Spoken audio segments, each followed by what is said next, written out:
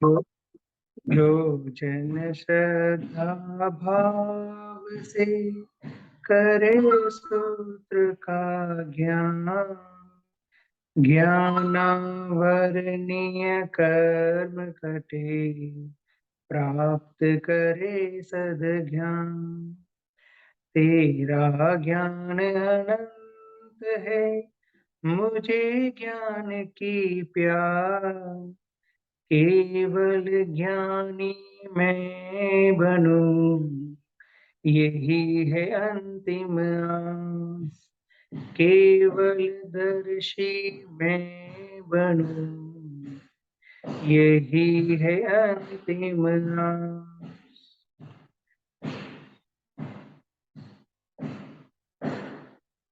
सभी बड़ों का मेरा प्रणाम। अपनी क्लास चल रही है प्रज्ञा जागरण सेशन 8, 8वीं क्लास है ये।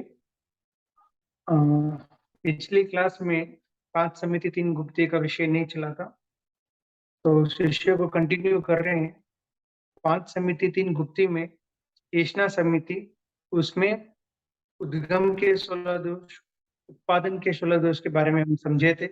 अभी आगे ग्रहणेशना, अर्थात साधु जब पात्र में ग्रहण करते हैं उस समय किन किन चीजों का ध्यान रखना चाहिए, उसको ग्रहणेशना कहते हैं। तो ग्रहणेशना में सबसे पहले संकीय, संकीय अर्थात कोई भी चीज पर हमें शंका उत्पन्न हुई, मतलब गृहस्थ को शंका उत्पन्न हुई या फिर साधु को शंका उत्पन्न हुई हो, किसी को भी शंका उत्पन्न हुई हो, उसके बाद भी अगर वो आहार लेवे तो वो संकीय दोष में होता है। ये जो दोष है वो साधु और गृहस्थ दोनों की निमित्त होती है। उसके अंदर साधु की भी हो सकती है और गृहस्थ की भी हो सकती है, दोनों में किसी की भी हो सकती है। दूसरा है मक्खीय, मक्खी अर्थात जब गृहस्थ साधु के पात्र में कुछ रखते हैं उस समय अपने हाथ गीला हो, या जिस पात्र से दे रहे हैं उसमें कच्चा पानी हो, या जेब में मोबाइल फोन हो, या बालों में फूल हो, मशीन हो, कान में मशीन डाली हो, इस तरह कुछ भी षड का जीवों की हिंसा होते हुए आहार देते हैं और वो आहार साधु ग्रहण करता है, मतलब वो आहार उस पात्र में अगर साधु वो लेते हैं तो वो मक्खीय दोष में गिना जाता है। आगे निखित दोष, निखित दोष अर्थात अचित वस्तु सचित पे रखी हो और उसको साधु बिना ध्यान से, मतलब गृहस्थ को हो सकता है उसको ध्यान में हो और साधु को बहरा दिया हो, साधु ग्रह गवेषणा किए बिना उसको ले भी लिया हो, अच्छी वस्तु सचित पे रखी हो और उसको ले लिया हो, मतलब नीचे सचित वस्तु हो और उसके ऊपर अचित वस्तु रखी हो, साधु अचित समझ के ले लिया हो, गृहस्थ को जानकारी हो फिर भी उन्होंने दे दिया हो, या फिर उनको जानकारी होने के बाद भी अगर उन्होंने ले लिया हो तो वो सब निखित दोष में आता है। दूसरा ही दोष, अचित वस्तु सचित पर ढाकी हो, मतलब अचित वस्तु नीचे पड़ी है, उसके ऊपर जो प्लेट रखा है उस प्लेट पे या तो फूल हो या कच्चा पानी हो, या फिर ऐसे मतलब कोई भी चीज जो सेल फोन पड़ा हुआ हो, सेल फोन पड़ा हो उसको सेल फोन को हटा के फिर वो बहराया हो, तो वो सब ही है दोष में आता है। अगला है साहरीय, साहरीय मतलब पहले उस प्लेट में अगर पानी हो उसको साफ कर दिया हो, या फिर उसके अंदर कच्चा मतलब कोई भी सचित वस्तु हो उसको निकाल के उसी पात्र में अचित वस्तु रखकर फिर उसको बहराया हो, तो वो सब साहरीय दोष में आता है। पहले तो वो प्लेट सचित थी उस प्लेट सचित को साफ करके फिर उसी प्लेट में अचित वस्तु रखे, फिर उसी प्लेट से अगर वो बहराया हो और वो साधु ने उस प्लेट से लेकर अपने पात्र में ग्रहण किया हो तो सहाय दोष आता है। दायज्ञ दोष, दायज्ञ दोष मतलब अयोग्य तरीके से, समझ लीजिए कोई लंगड़ा है, अंधा है, तो वो अयत्ना पूर्वक बहरा सकता है। मतलब कोई लंगड़ा हो तो चलते चलते किसी चीज को ठोकर लगे वो कुछ गिर भी सकती है, या अंधा हो तो मतलब अयोग्य तरीके से अगर वो बहराता है और उसको वो साधु लेते हैं, जिससे हिंसा होने की संभावना ज्यादा होती है, अगर वो लेते हैं तो वो सब दायित्व दोष में आता है। समझ ले गर्भवती महिला हो, गर्भवती महिला जिस स्थिति में वो बैठी, अगर उसी स्थिति में अगर वो बहराते हैं तो कोई दिक्कत नहीं है। लेकिन जिस स्थिति में बैठे हैं, अगर वो बैठे हैं तो खड़े होके बहराते हैं, अगर वो खड़े हैं अगर बैठ के बहराते हैं तो फिर उस समय वो थोड़ी सी पीड़ा का अनुभव कर सकते हैं। तो उस तरीके की पीड़ा भी अगर ऐसे कुछ हो और उसको साधु नहीं बहरना चाहिए। मतलब हम साधु क्या करते हैं, किसी भी चीज को पीड़ा या विराधना नहीं होनी चाहिए। मतलब वो हल्की सी भी विराधना हो तो भी वो उनके लिए कल्पनीय नहीं होता है। तो उसी तरह अगर गर्भवास महिला बैठी है तो बैठे बैठे बिराए तो वो कल्पनीय होती है, अगर बैठी है तो खड़े होके बिराती है तो उसमें अगर वो कष्ट का अनुभव करती है और वैसे बहराते तो वैसे साधु को नहीं लगता है। नेक्स्ट है उम्मीद से। उम्मीद से मतलब कुछ कच्चा और कुछ पक्का, कुछ अंश में पक्का है कुछ अंश में कच्चा है, और वो अचित और सचित का मिश्रण होता है। तो वो अगर कोई बहराता है और वो साधु ग्रहण करता है तो वो सब उम्मीद से दोष में आता है। अगला अपरिणीय। अपरिणीय, परिणीय मतलब परिपक्व, अपरिणीय मतलब अपरिपक्व। मतलब अगर कोई अंश मात्र में भी, अंश मात्र में पूर्णतः रूप से शस्त्र परिणत नहीं हुआ हो, पूर्ण रूप से अचित नहीं हुआ हो, तो उसको भी साधु नहीं ले सकते हैं। अगर वो चीज अगर साधु लेते हैं तो वो अपरिणीय दोष में आता है। नेक्स्ट लिप्त।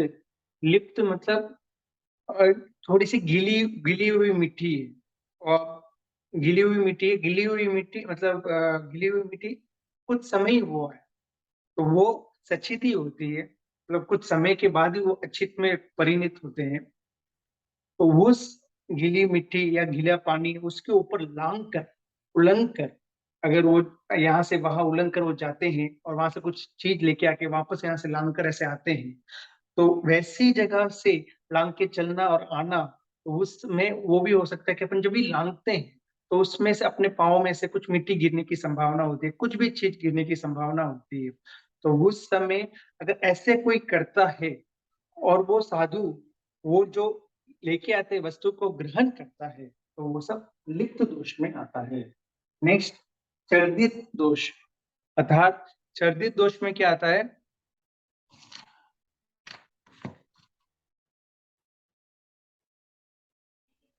मतलब नीचे गिराते हुए, कोई भी नीचे गिराते हुए कोई भी वस्तु को बहराते हैं और उसको साधु लेते हैं। मतलब घुटने के ऊपर से अगर एक भी दाना गिर जाता है, बोले एक चावल का एक छोटा सा दाना तो घुटने के ऊपर से गिर जाता है तो वो घर को असुस्ता करके साधु निकल जाते हैं। मतलब हम सोचते हैं कि इस छोटे से दाने से क्या हो सकता है, लेकिन घुटने के ऊपर से अगर गिर गया तो घर को अस्वस्थ करके निकल जाते हैं।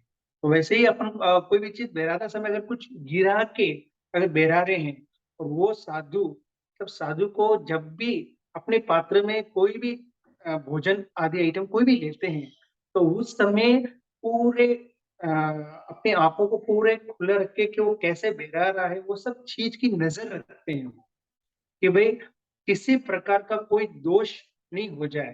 मतलब वो जो भी बहराते हैं वो मेरे लिए मेरे लिए और अन्य मेरे साथी जनों के लिए ये कल्पनीय है, इसको मैं उपयोग में ले सकता हूँ, तो उस चीज का पूरा वो ध्यान रखते हैं। तो अगर घुटने के ऊपर से अगर कोई भी छोटी से छोटी भी वस्तु अगर गिर जाए तो वो घर को ही असुस्ता कर देते हैं। और लेकिन अगर गिराते हुए कोई भी चीज गिरा रहे हैं, उसके बाद भी उस चीज को अगर वो ले रहे हैं, तो वो सब सर्जित दोष में आता है। तो ये एचना के 10 दोष हैं,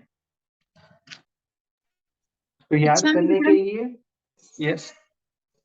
ये जो छठा वाला जो बताया ना, दायक वाला, हाँ तो उसके अंदर जो अपन ने बोला कि भाई ना, गर्भवती महिला है, उसके आसे मतलब वो जिस पोजीशन में है उस पोजीशन में लेना है। लेकिन अगर है ना उनको ध्यान, जैसे उनको ध्यान ही ना हो, मतलब उनको तो ध्यान ही वो गर्भवती है, लेकिन जैसे मानसा को नहीं खबर हो, और वो हाँ, अगर उनको ना उठना बैठना करते हैं, तो उसमें घर असुस्ता होता है या सिर्फ उनका ही हाथ नहीं परसते हैं? उनसे नहीं परसते हैं। अगर वो गर्भवती महिला उठते बैठते, वो फिर वो आके बहराते हैं, तो घर असुस्ता भी हो जाता है। या फिर अगर वो किसी और को बोलते हैं कि ये बहरा दो, तब क्या हम्म, होता है, जब कोई भी व्यक्ति अस्वस्थ हो जाता है, अस्वस्थ होने के बाद अगर वो किसी और को बोल देता है कि भाई ये बहरा दो, तो पूरा घर ही अस्वस्थ हो जाता है। वो नहीं ओके। बहराते हैं और वो किसी और को भी बोलते हैं, अगर वो जिस स्थान पे बैठे हैं उस स्थान से उठते हैं, तो फिर वो तो नहीं बहरा सकते हैं। लेकिन अगर वो किसी और को बोल के बहराते हैं, तो हो सकता है कि घर ही अस्वस्थ हो। जी सर, थैंक यू। ओके। तो हम जब भी ये ध्यान रखना कि अगर हम अस्वस्थ हो जाते हैं, तो उसके बाद हमें मौन नहीं रखना चाहिए। और उसके बाद अपन कुछ बोल दिए, और उसके बाद वो प्रक्रिया शुरू हुई, तो पूरा घर ही अस्वस्थ हो जाता है। इसलिए जब भी हम अस्वस्थ हो गए, तो हम साइलेंटली एक जगह पे खड़े हो जाना चाहिए। इसका ध्यान रखना, आगे ध्यान रखने की चीज है ये। संकीय, मखीय, निखित, पीह्य, साहरीय, दाय गुम्मिचे, अपरिण्य, लिप्त, चट्टीय, एषणा दोषा 10 हवन्ति। ये एषणा के 10 दोष है। और एषणा के, अभी मांडला के 5 दोष, मांडला के 5 दोष, इसको हम बोलते हैं परिभोगेषणा। साधु भोगते समय किस चीज का ध्यान रखना चाहिए। जब हम एकदम शुद्धि अशुद्धि का पूरा गवेषणा करने के बाद, अ, मतलब उद्गम के 16 दोष से, उत्पादन के 16 दोष से, ऐसा के 10 दोष से सबसे बचकर हम लेके आते हैं। लेके आने के बाद जब हम गुरु अपनी गुरुनी मैया या गुरुदेव को सब, मतलब जो भी अपने बड़े साधु, उनको बताते हैं, उसके बाद जब हम गवेश हम भोगते समय किस चीज का ध्यान रखना होता है, वो ये 5 चीज है। स संयोजना, संयोजना अर्थात एक एक एक वस्तु को दूसरी वस्तु में मिलाकर स्वाद को बढ़ाने के लिए, एक वस्तु को दूसरी वस्तु में मिलाकर फिर उसका भोग करना, तो वैसा ऐसे करने से संयोजना दोष में गिना जाता है। एक वस्तु को दूसरी वस्तु से मिलाने के बाद अगर उसका टेस्ट बढ़ता है, उस रुचि से, उस इच्छा से, उस मनो व्यक्ति से अगर अपन वो चीज को ध्यान में रखते हुए फिर उसको भोग करते हैं, तो वो संयोजना दोष में आता है। नेक्स्ट है अप्रमाण। अप्रमाण मतलब, प्रमाण मतलब एक संख्या, अप्रमाण मतलब संख्या रहित, मतलब हर एक के लिए एक एक प्रमाण है। जैसे कि पुरुषों के लिए 32, मतलब साधु के लिए 32, साध्वी के लिए 28, और नपुंसक के लिए 24, ऐसा कुछ है।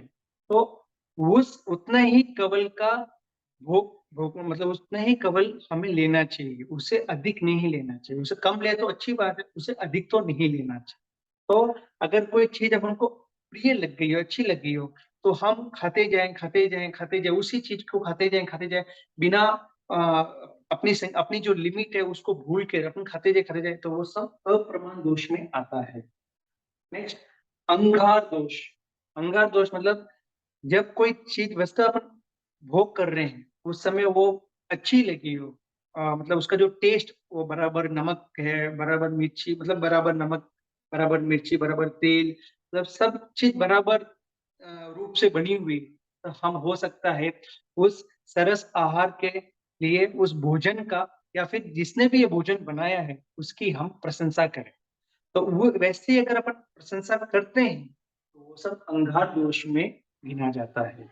साधु सिर्फ और सिर्फ अपनी साधना को कायमित, मतलब एकदम बराबर अपनी साधना काल में कोई भी मतलब प्रॉब्लम नहीं आए उसके लिए वो भोजन करता है, ना कि स्वाद के लिए करता है।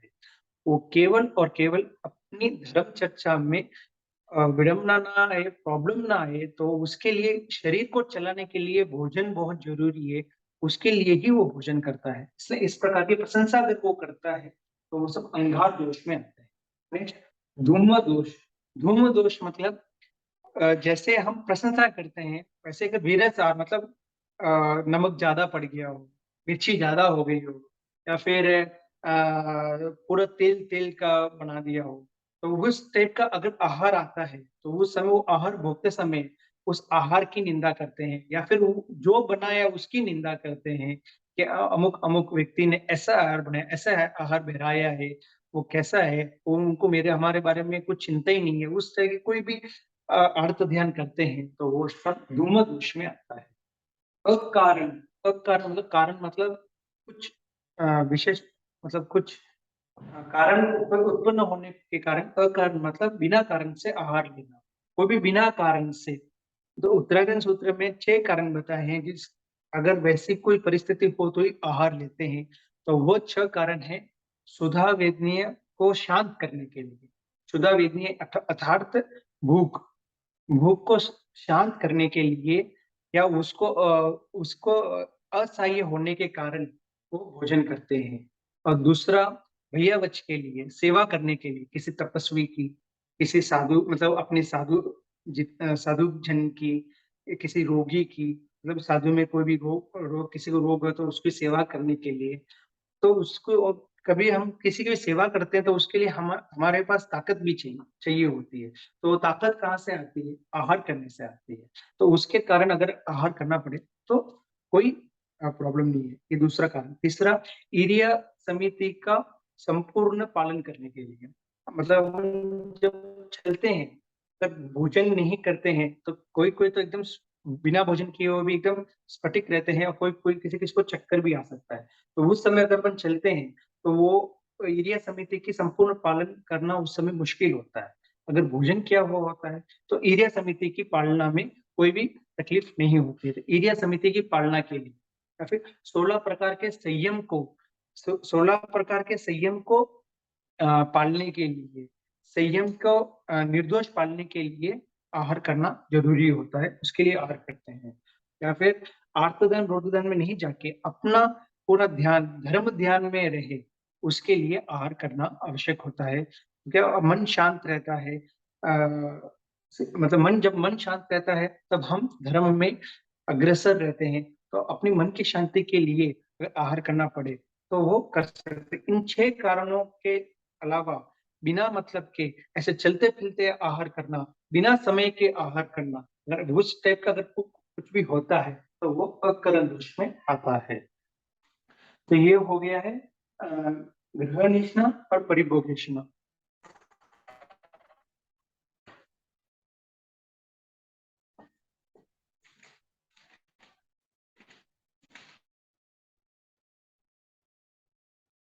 इसमें किसी को कोई डाउट है?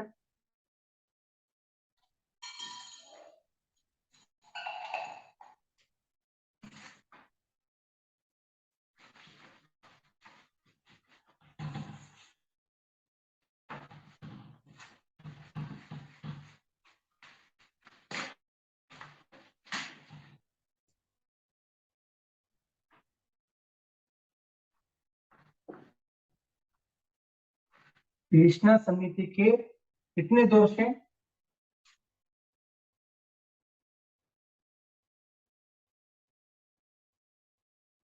42 दोष है ना?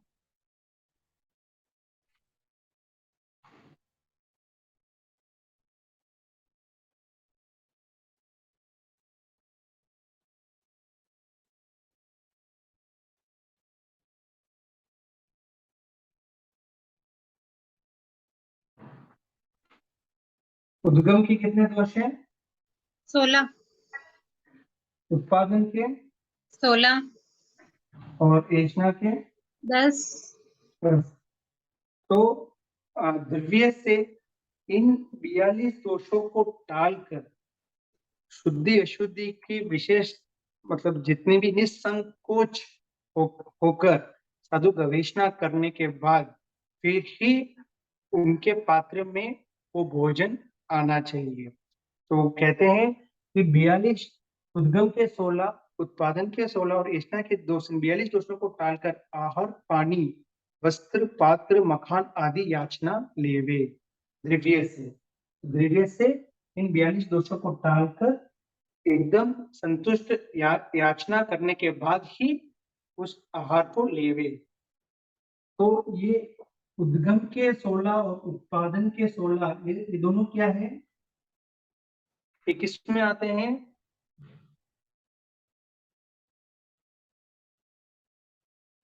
ये दोनों आते हैं गवेष्य ये द्रव्य इसमें आता है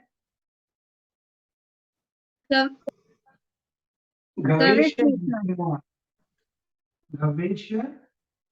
नेशना। और ये किसमें आता है? एष्णा के ग्रह नेशना।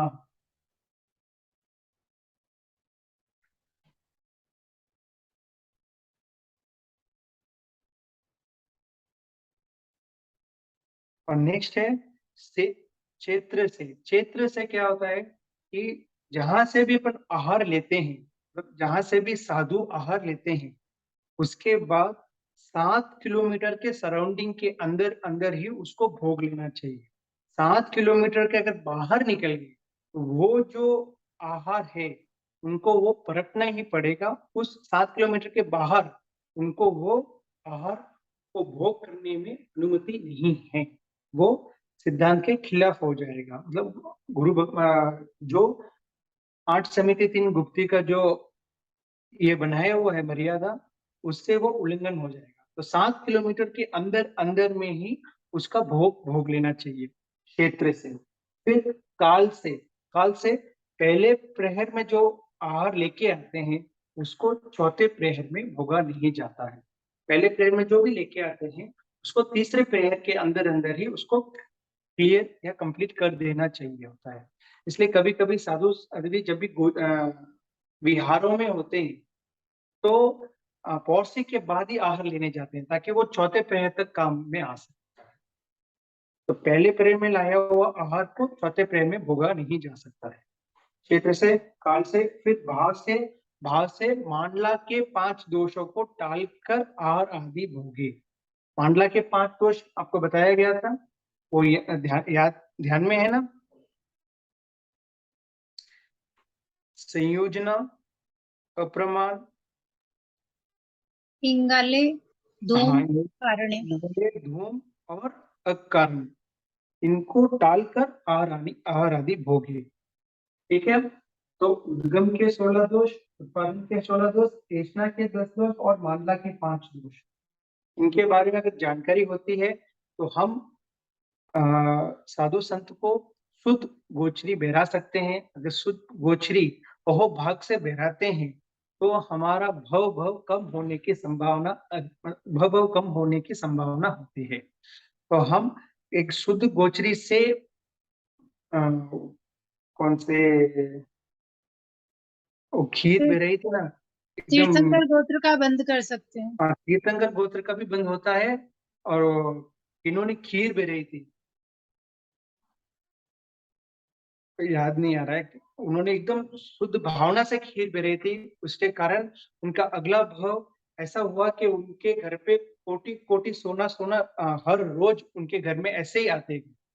तो इतना पुण्य का उपार्जन हम कर सकते हैं अगर शुद्ध गोचरी बहराते हैं। तो शुद्ध गोचरी बहराने के लिए हमें सबसे पहले हमें वो ज्ञात होना चाहिए कि शुद्ध गोचरी कैसे बहराई जाए।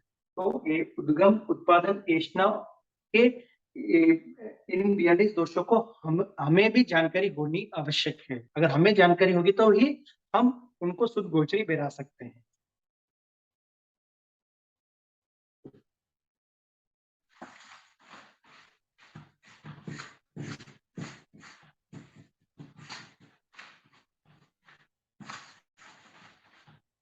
अगला है आधान भांड मात्र निक्षेपणा समिति। आधान भांड मात्र निक्षेपणा समिति अथा आदान प्रदान किसको बोलते हैं? एक वस्तु को वस्तु को आदान प्रदान बोलते हैं। कि हम बोलते हैं ना कि भाई मैंने ये वस्तु देकर वो वस्तु दी, आदान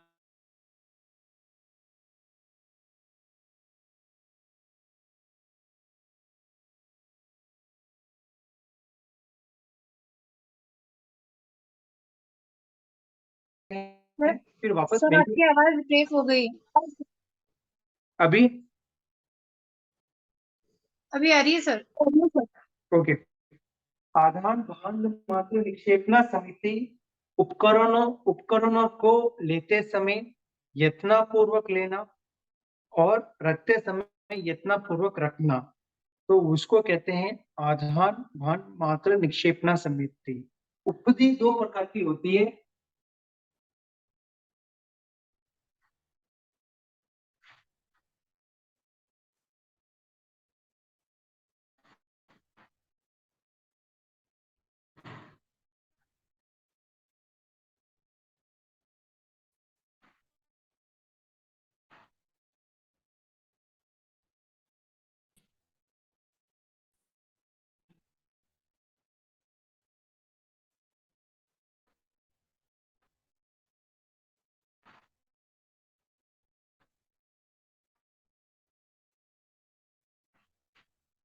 उपधि यानी उपकरण दो प्रकार के होते हैं।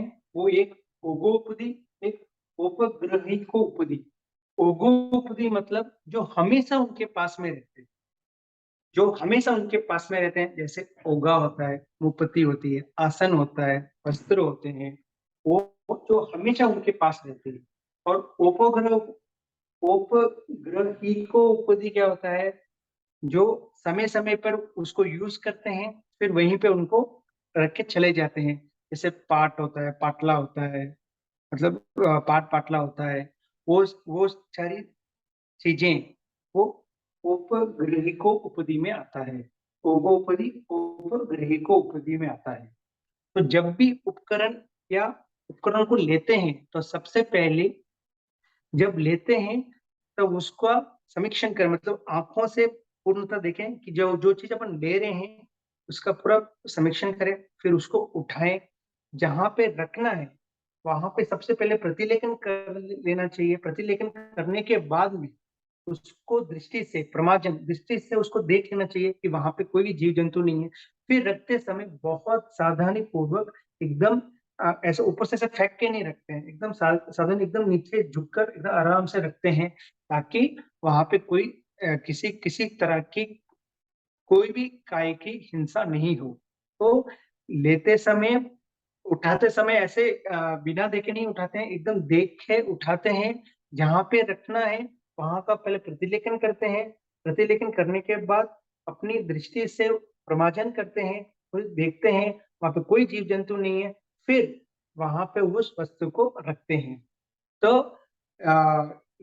लेते समय भी यत्नपूर्वक लेना और रखते समय भी यत्नपूर्वक रखना चाहिए। तो सबसे पहले द्रव्य से द्रव्य से भंड उपकरण यत्ना से लेवे और यत्ना से रखे। क्षेत्र से इधर उधर बिखरते हुए नहीं रखे। मतलब कोई चीज, एक चीज यहाँ पे ऐसे ही रख दी, एक चीज वहां पे रख दी, एक चीज वहां पे रख दी, फिर जब चाहिए तब उसके लिए परेशान होना कि भाई कहाँ पे रखी, ध्यान में नहीं है। जो चीज जहाँ पे रखी गई हुई थी वो चीज वहां पे ही रखी हुई हो, तो फिर वापस उस चीज का उपयोग करते समय हमें ध्यान में रहता है कि ये चीज यहाँ पे रखी थी तो यहीं पे होगी।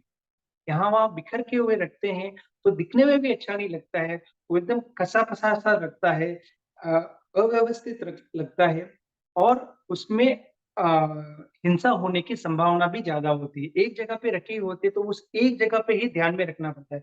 सब जगह बिखरा हुआ पड़ा रहता है तो सब जगह पर हमारा विशेष ध्यान रखना पड़ता है, जो संभवता नहीं होती है तो उसके कारण हिंसा होने की संभावना और अधिक होती है। तो बिखरे हुए नहीं रखे, और अपनी चीज गृहस्थ के घरों में भी नहीं रखे। किसी गृहस्थ में घर पे रख के आ गए, फिर भूल के आ गए, तो ऐसी ऐसी चीजें भी ये भी नहीं होनी चाहिए। निर्विशेष क्षेत्र से काल से जितने भी वस्तु है अपनी, मतलब साधु की जितने भी वस्तु, अच्छा मैं देखो, साधु की जितनी भी वस्तु है उसका कालो काल 2 टाइम प्रतिलेखन होता है। उनके पास पुंजनी हो तो पुंजनी भी दोनों समय प्रतिलेखन करते हैं, रजोहरण हो उसके भी प्रतिलेखन करते हैं, अपनी आसन का भी प्रतिलेखन करते हैं। तो कालो काल उसका प्रतिलेखन, इसलिए साधु के पास ज्यादा उपकरण नहीं रखते हैं, ताकि अगर ज्यादा उपकरण रखेंगे तो उस प्रतिलेखन के समय ही उसमें ही समय बीतता जाएगा, तो हम अपने ज्ञानार्जन के लिए समय ही नहीं रहेगा। जितना कम रहेगा तो उतना कम प्रतिलेखन करना पड़ेगा। तो हमारे पास क्या होगा, समय की भरपूर टाइम टाइम सेव होगी, तो उस समय हम अपना ज्ञान अर्जन कर सकते हैं। तो इस चीज का, इसलिए साधु कम से कम चीजों का अपने पास रखते हैं, ज्यादा उपकरण को वो इकट्ठा करके नहीं रखते हैं। और भाव से जो भी धार्मिक उपकरण है उसको राग द्वेष रहित होकर काम में लेवे। कोई कोई चीज अपनी बहुत प्रिय लगती है तो उसको अपने एकदम संभाल के रखते हैं, तो वो सब कोई भी चीज है, वो ये सब चीज अपनी साधना में साधक बनने के लिए ही ये सारी चीजें हैं। तो उसको कोई भी राग द्वेष रहित होकर उसके अंदर कोई भी जीव जंतु ना हो जाए, किसी प्रकार की हिंसा ना हो, इसके लिए उसको बराबर संभाल के रखते हैं, ना कि उसके ऊपर कोई राग हो या उसके ऊपर कोई भी द्वेष भी ना हो। राग द्वेष रहित होकर काम में लेवे। तो ये आधान भांड मात्र निक्षेपणा समिति के विषय में बताया गया था। इसमें किसी को कोई डाउट है? सर काल में प्रतिलेखन आएगी या प्रतिक्रमण आएगा? नहीं नहीं, प्रतिलेखन आएगा। प्रतिलेखन, प्रतिक्रमण अलग होता है, प्रतिलेखन अलग होता है। प्रतिलेखन मतलब एकदम देखना, अपनी दृष्टि से देखना, या फिर होगा से ये करना, पूंजना। और प्रतिक्रमण ये होता है अपने किए हुए पापों का वापस पीछे आना। प्रतिक्रमण और प्रतिलेखन दोनों अलग। जी सर।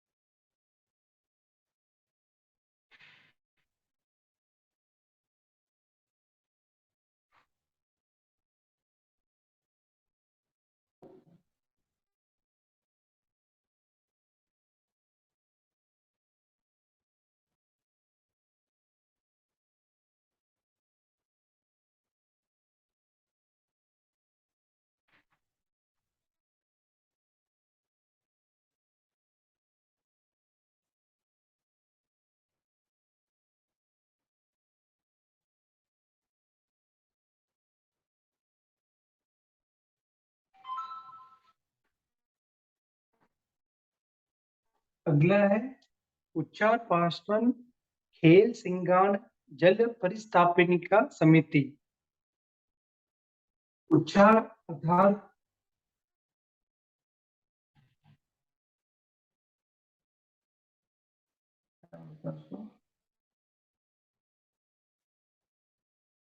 मल, आसन, मूत्र, खेल,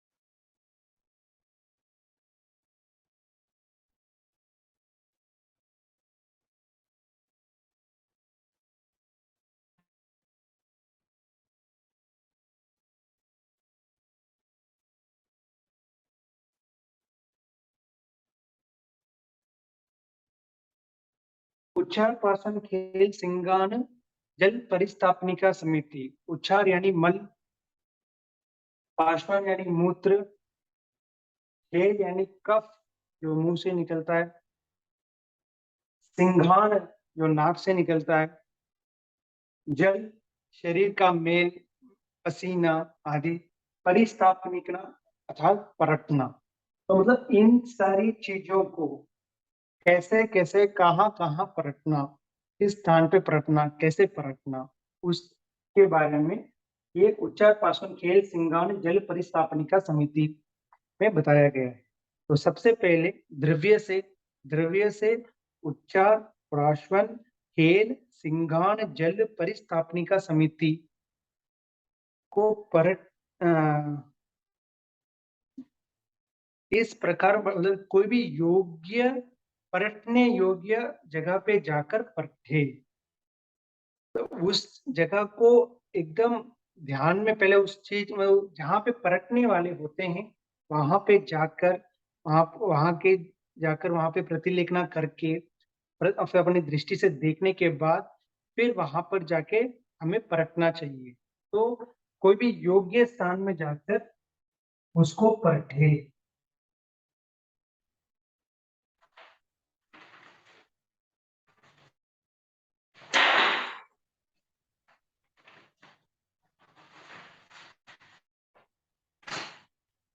क्षेत्र से क्या बोलते हैं? स्तंडिल के 10 दोष को टालकर परटे। जो 10 दोष होती है उसको टाल के परखना चाहिए।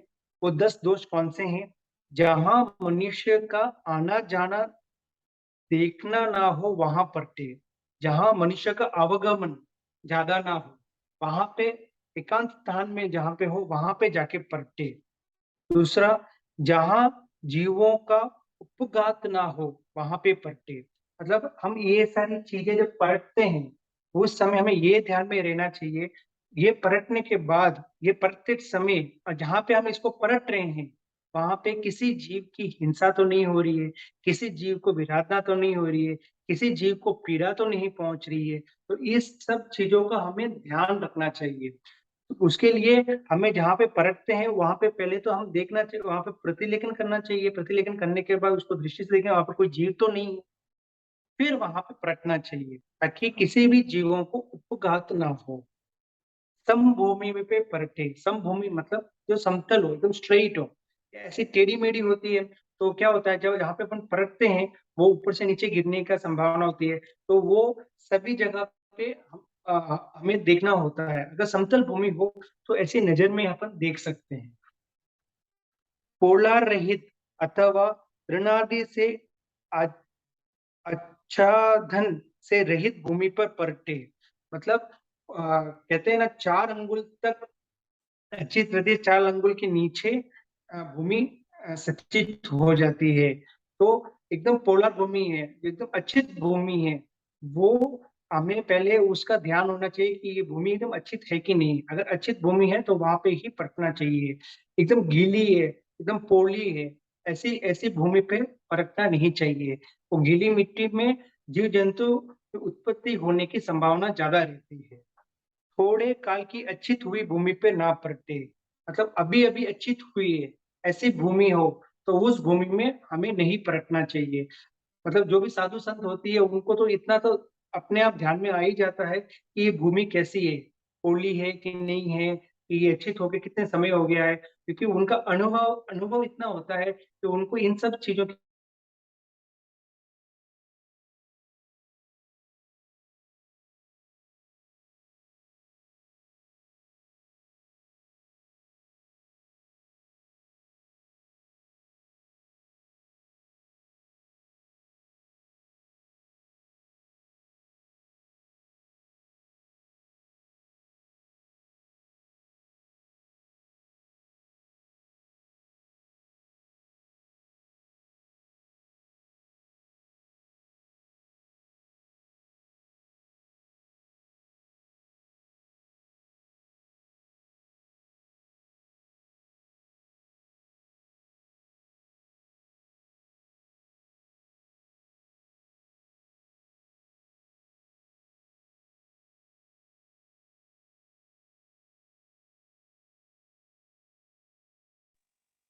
जजमेंदर सर।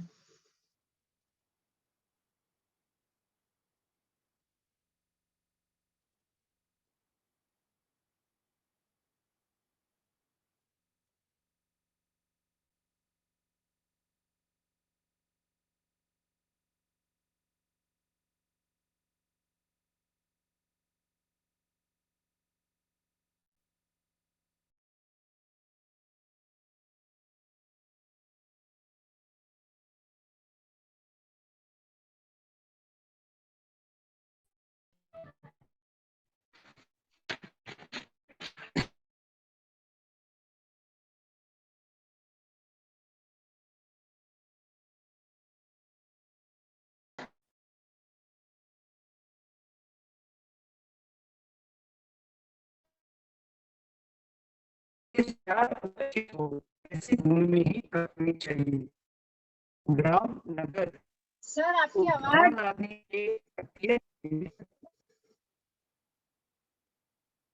नीचे सर आपकी आवाज नहीं आ रही है, ब्रेक हो रही है।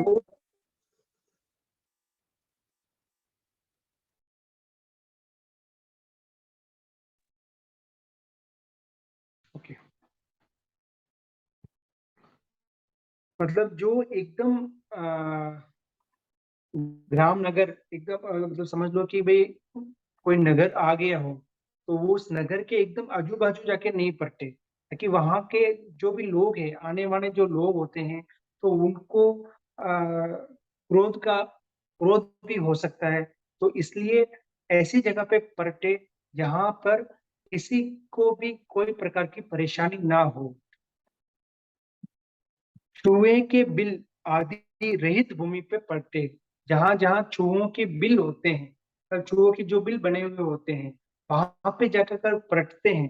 तो हो सकता है कभी कभी चूहे के बिल बंद भी हो सकते हैं, या फिर ये जो चीज होती है इसके कारण चूहों को मतलब असहायता भी पहुंची जा सकती है। तो ऐसे बिल में या कीड़ी नगरा का जो बिल होता है, कीड़ी नगरा का जो आने जाने का स्थान होता है, वहां पे भी ना पड़ते। त्रस्त प्राणी तथा बीज आदि रहित भूमि पर उपयोग सहित पट्टे, मतलब जहाँ पे कोई भी त्रस्त प्राणी, बेंद्रिय, तेंद्रिय, चौरंद्रिय, पंचेंद्रिय, कोई भी त्रस्त प्राणी को पीड़ा पहुंचे वैसी जगह पर ना पड़ते, या फिर कोई भी किसी भी बीज, मतलब जहाँ पे पड़ते हैं वहां पे कोई बीज पड़ा हुआ होता है, उसके ऊपर अगर परख देते हैं तो उस बीज को वो भार अस्थायी होता है, या फिर वो मृत्यु तुल्य, मतलब उस बीज में जितने भी जीव है उनका काल धर्म भी होने की संभावना होती है। तो उस चीज का भी विशेष ध्यान देना चाहिए।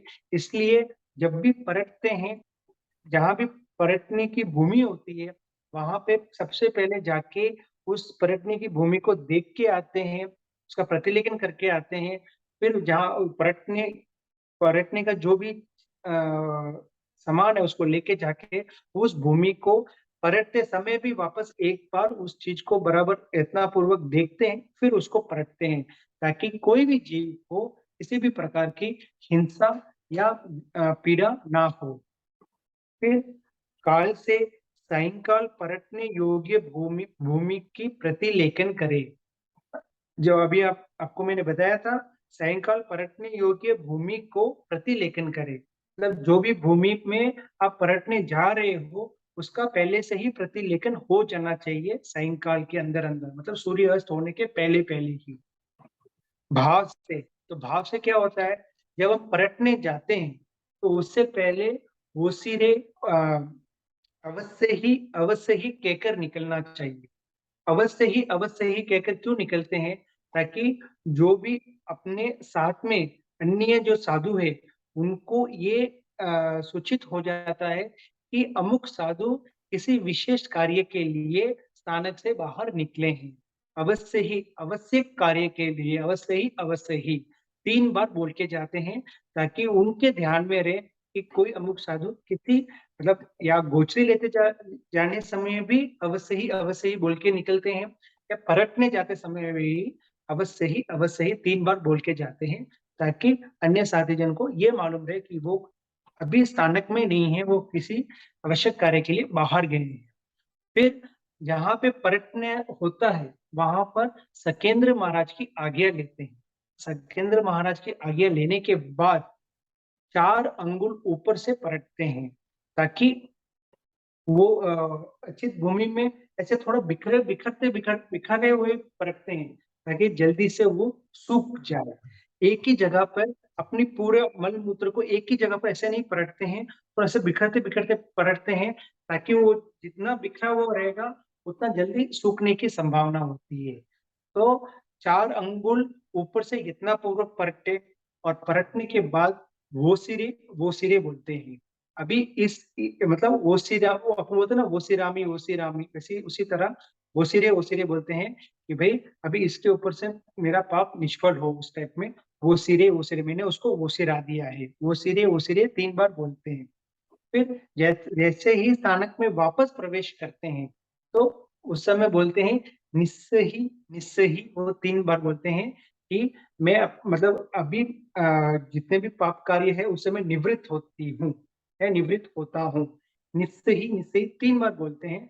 तो वो 3 बार इसलिए बोलते ताकि उनको ये ध्यान में कि भाई जिसके लिए वो जिस काम के लिए वो बाहर गया था वो काम पूर्ण करने के बाद वो वापस आ गया है। और निश्चय ही पाप कार्य से मैं अभी निवृत्त होता हूँ। वो बोलने के बाद स्थानक में आते हैं। आने के बाद वो इच्छा कारणम की कौशक करते हैं। इच्छा कारणम के कौशक करते हैं तो उससे गमनागमन में कोई पाप मतलब गमनागमन से कोई भी किसी भी जीव की विराधना हुई हो, जाने और अनजाने मतलब अनजाने से किसी भी प्रकार की विराधना हो गई हो, तो उसका समायाचना करने के लिए वो आकर वापस इच्छा कारणम का अवसर करते हैं। तो इच्छा कारणम का कौशल हमें भी रोज करना चाहिए होता है रात को सोने से पहले, क्योंकि हमें ये ध्यान में नहीं रहता है कि हम गमनागमन हम चलते हैं पूरे दिन में कितने ही जगह पे चलते हैं, सभी जगह पर यत्न पूर्वक चलना संभव संसार में है, संभवतः पॉसिबल नहीं है। तो रात को सोते समय अगर हम इसका ध्यान करेंगे तो कुछ कुछ कुछ चीजों में हमें संकेत मिल जाएगा आगे भाई यहाँ पे थोड़ा यत्न पूर्वक चलना है, यहाँ पे यत्न पूर्वक गाड़ी चलाना है। तो कुछ अगर अपन रोज रोज उसको बोलते रहेंगे तो हमारा पाप धीरे धीरे जितना बहुत पहाड़ जितना था वो धीरे धीरे धीरे धीरे कम होता जाएगा। क्योंकि हम एक चीज को अगर 100 बार या 200 बार या 500 बार उसको दोहराते रहते हैं तो वो चीज फिर वो क्रियान्वित होती है, वो अपने आचार में आती है। तो हमें भी इच्छा कारणम का पाठ रोज रात को सोने से पहले एक बार तो बोलना ही चाहिए। तो वो पर्यटने जाते समय अवश्य ही कह के जाते हैं। फिर जहाँ पे परखना होता है सबसे पहले तो सकेंद्र महाराज की आज्ञा लेते हैं। फिर उसका प्रतिलेखन करने के बाद फिर वहां पर परखते हैं। परखने के बाद ओसिरामी ओसिरामी 3 बार बोलते हैं।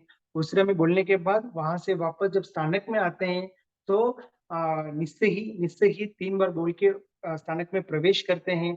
और प्रवेश करने के बाद वहां पे एकांत स्थान में खड़े होकर इच्छा कारणम का कौशक करते हैं।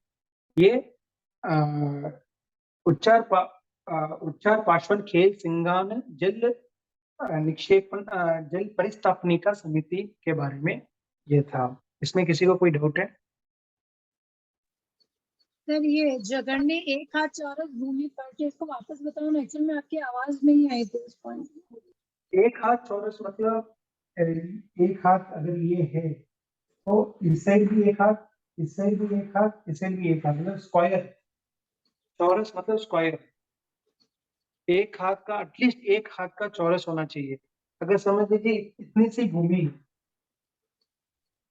अगर यहाँ पे पलटते हैं कुछ भी चीज तो यहाँ से ऐसे गिरने की संभावना होती है। तो उसके कारण जहाँ पे वो गिरता है तो वहां का भी अगर वो कितना डिस्टेंस है, अगर ज्यादा डिस्टेंस हो तो ऑब्वियसली अपन को प्रायश्चित लगता है। अगर कम डिस्टेंस हो तो वहां का भी अपन प्रतिलेखन करना पड़ता है। एक हाथ चौरस होता है, एक हाथ चौरस के अंदर पलट सकते हैं तो इसके अंदर ही रहता है। तो हमको क्या करना पड़ता है, सिर्फ इस एक हाथ चौरस का ही प्रतिलेखन करना पड़ता है।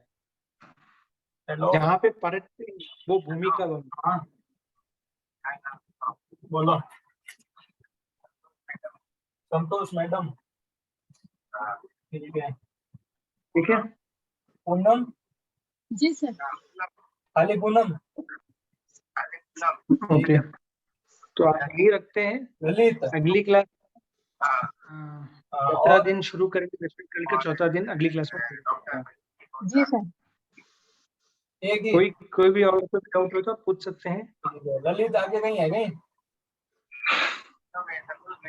नहीं तो क्लास को यहीं पर ठीक है ठीक है। आओ।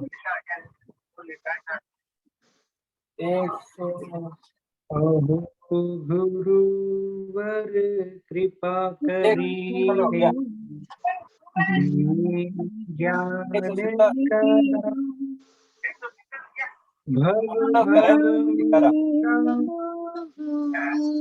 करे नहीं करे नहीं आपका क्या कर सके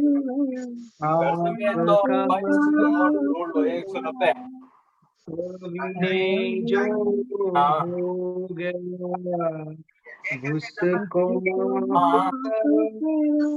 हमें जिक्र है, जिक्र कोई ने 3 लिखा है, कोई ने 2 लिखा है, कोई और कोई 7 लिखा है, कोई 3 लिखा है। जिन आदमी विरुद्ध कुछ भी बोलने में आया हो या मेरे बोलने से किसी का दिल को ठेस पहुंची हो तो सभी से क्षमा याचना चाहता हूँ और बहुत बहुत आभार। आप लोग क्लास में पधारे, बहुत बहुत धन्यवाद। जजमेंट साहब जय जी। कल के